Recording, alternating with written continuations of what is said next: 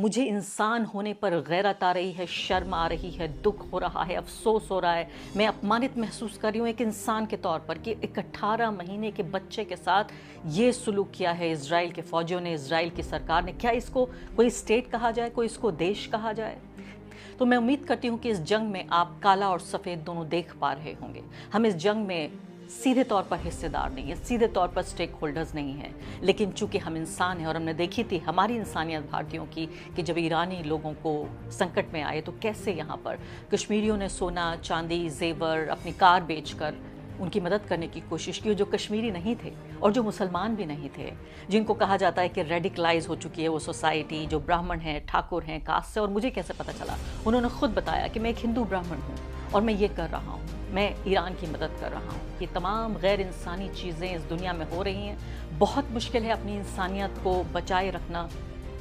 मेहरबानी करके कोशिश कीजिए अपने अंदर का इंसान बचा के रखिए। नमस्कार, इस खास कार्यक्रम में आपका स्वागत है। मैं हूं आरफा खानम शेरवानी। पिछले 27 दिनों से मैं आपको जंग का ब्यौरा दे रही हूं, कौन किस पर कितने बम बरसा रहा है, कैसे ईरान ही नहीं लेबनान, इस सबको, पूरे रीजन को तबाह करने की जो नापाक कोशिश है इजराइल की और अमेरिका की, वो रोज़ मैं आपको बताती हूँ। और साथ साथ मैंने आपको हर बड़े जानकार, भारत का हर बड़ा सिक्योरिटी एक्सपर्ट आपको मैंने आप तक लेकर आई हूँ और आपको ये बताने की कोशिश की है कि कैसे इस जंग को बेहतर तरीके से समझा जाए। और मैं इसको अपनी जिम्मेदारी भी समझती हूँ, क्योंकि पूरी तरीके से अमेरिका और इजराइल का जो मीडिया के ऊपर पूरा कब्जा है, ये साम्राज्यवाद सिर्फ इकोनॉमिक ही नहीं है, आर्थिक ही नहीं है, सामाजिक ही नहीं है, राजनीति की नहीं है, बल्कि पूरे मीडिया को के नैरेटिव पर कब्जा करके ही उसे लगता था कि ये जंग जीत रहा है। लेकिन सामने आसमान इतना खुला है, इतना साफ है कि कोई भी एक्सपर्ट, भारत में वो एक्सपर्ट, आप जानते हैं भारत तो इस जंग का कोई हिस्सा भी नहीं है,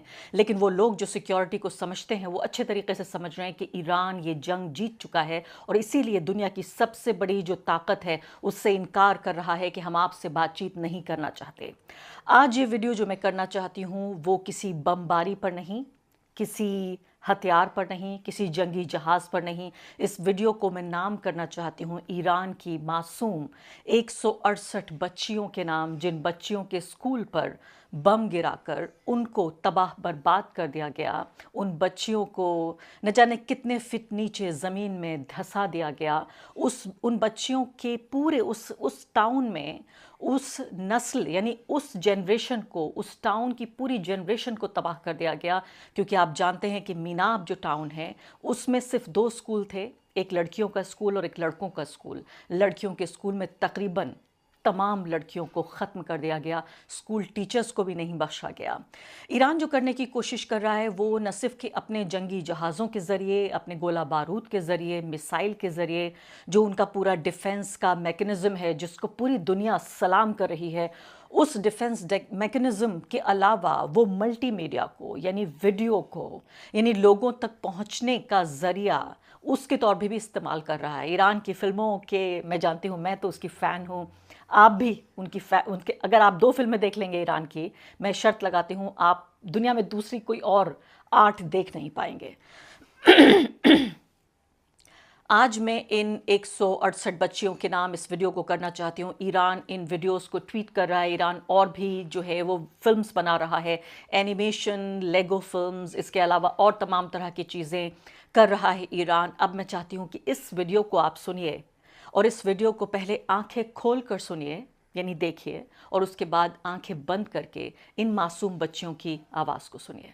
Hello, I am one of the students of the Shajara Tayyibi Girls Elementary School in the city of Manab. We girls of Shajara Tayyibi are full of beautiful dreams and we work hard for our future. When I grow up, I want to be a teacher so I can teach children. I would like to become a doctor to treat sick people. I want to be a police officer to protect the people of my city. I would like to be an engineer and build beautiful buildings. I want to be a painter and create joy with colors. I dream of becoming a pilot and flying in the sky. And I would like to be an athlete to bring pride to my city and my country. But war and American missiles did not allow us children to follow our beautiful dreams. Our school used to be full of sound and laughter, but now it has become silent. We only wanted to study, play, and make the world a more beautiful place. I wish that no child anywhere in the world would ever have to taste the bitterness of war.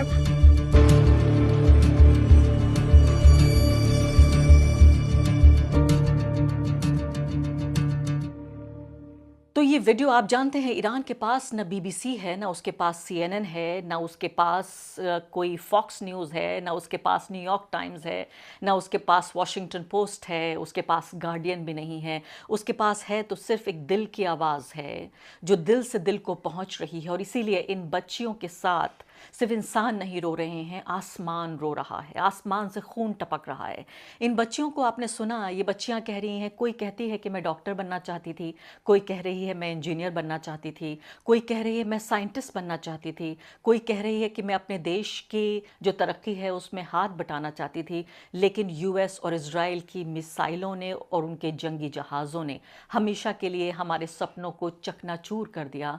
और साथ साथ ये भी कहते हैं वो कि मैं उम्मीद ये करती हूँ, ये बच्चियाँ कह रही हैं कि मैं उम्मीद ये करती हूँ कि कभी किसी बच्चे को जंग का ये विक्टिम ना बनना पड़े, जंग का पीड़ित ना बनना पड़े। ये हमारे लिए एक इंसानियत के लिए एक तरह का, मैं कहूँगी, सबक है, ये लेसन है जो ये बच्चियाँ आपको दे रही हैं। मैं चाहती हूँ ये दूसरा वीडियो भी आप ज़रूर देखें।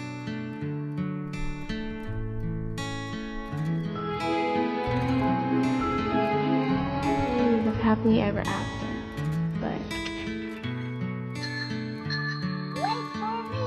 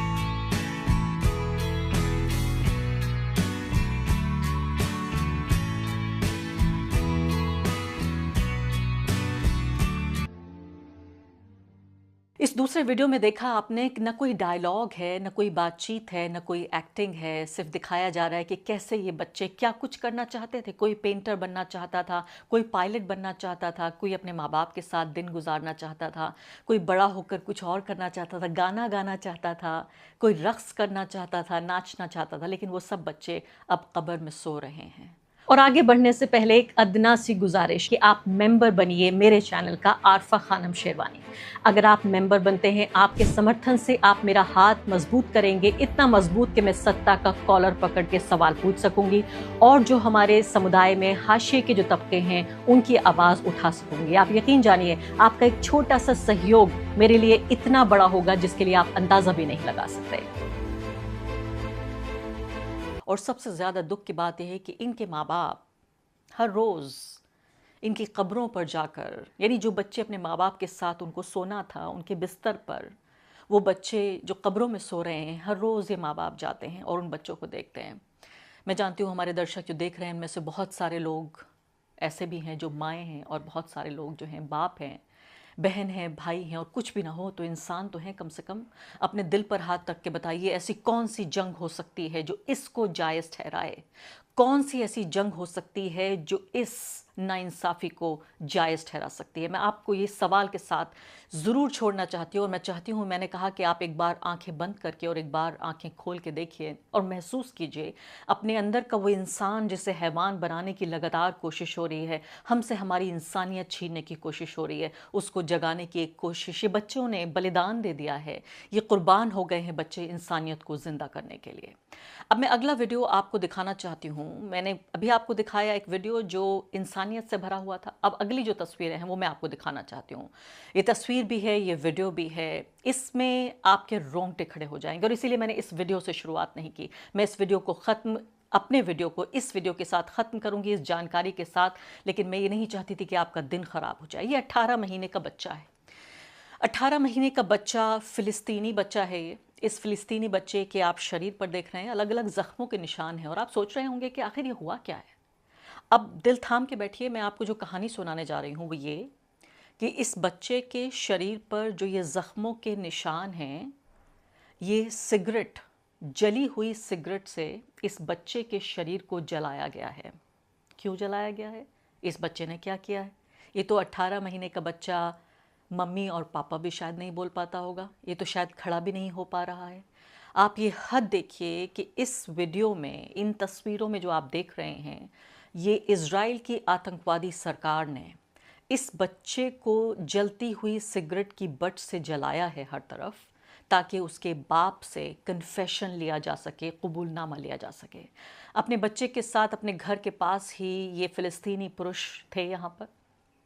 इनको गिरफ्तार कर लिया गया, आईडीएफ के ज़रिए डिटेन कर लिया गया, इनको ले जाया गया, और जो भी कुछ कबूलवाना चाहता था इज़राइल और इज़राइल की पुलिस, उसके लिए ब्लैकमेल करने के लिए इस बच्चे का इस्तेमाल किया गया, ताकि बच्चे को दर्द में तड़पता हुआ देखकर वो बाप बर्दाश्त नहीं कर पाएगा, और जो भी कुछ उनको, जो भी गैर कानूनी एक कबूलनामा दिलवाना था वो दिलवा सकेगा। आप जानते हैं कि इससे पहले भी रिपोर्ट्स आ चुकी हैं, बाकायदा वीडियो पर लोगों ने टेस्टिमनीज़ दी हैं, गवाही दी हैं कि कितने बदतरीन तरीके से यौन हिंसा की गई, बहुत सारे लोगों के साथ, पुरुषों के साथ यौन हिंसा की गई, और उसके बाद वहीं पर इज़राइल के कानून ने ही उनको बरी भी कर दिया। यानी वो लोग गिरफ्तार हुए, इस पर पूरी पश्चिमी दुनिया में हंगामा हुआ।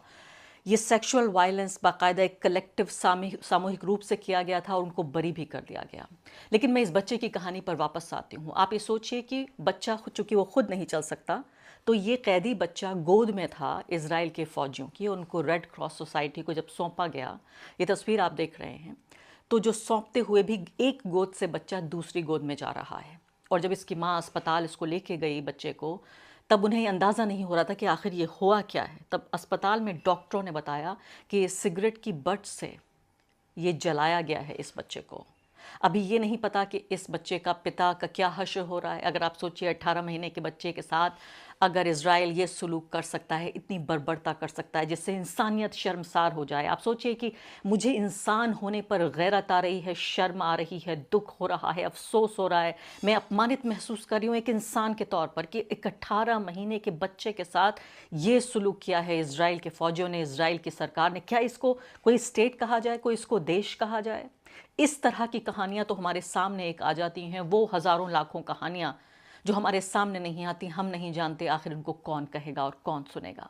तो मैं उम्मीद करती हूँ कि इस जंग में आप काला और सफ़ेद दोनों देख पा रहे होंगे। हम इस जंग में सीधे तौर पर हिस्सेदार नहीं है, सीधे तौर पर स्टेक होल्डर्स नहीं हैं, लेकिन चूंकि हम इंसान हैं और हमने देखी थी हमारी इंसानियत भारतीयों की कि जब ईरानी लोगों को संकट में आए तो कैसे यहाँ पर कश्मीरियों ने सोना, चांदी, जेवर, अपनी कार बेचकर उनकी मदद करने की कोशिश की, जो कश्मीरी नहीं थे और जो मुसलमान भी नहीं थे, जिनको कहा जाता है कि रेडिकलाइज हो चुकी है वो सोसाइटी, जो ब्राह्मण हैं, ठाकुर हैं, कास्ट से। और मुझे कैसे पता चला? उन्होंने खुद बताया कि मैं एक हिंदू ब्राह्मण हूँ और मैं ये कर रहा हूँ, मैं ईरान की मदद कर रहा हूँ। तो ये मैं आखिरी बात आप पर इसलिए आपको इसके साथ छोड़ जाना चाहती हूँ कि तमाम गैर इंसानी चीज़ें इस दुनिया में हो रही हैं। बहुत मुश्किल है अपनी इंसानियत को बचाए रखना। मेहरबानी करके कोशिश कीजिए अपने अंदर का इंसान बचा के रखिए। शुक्रिया।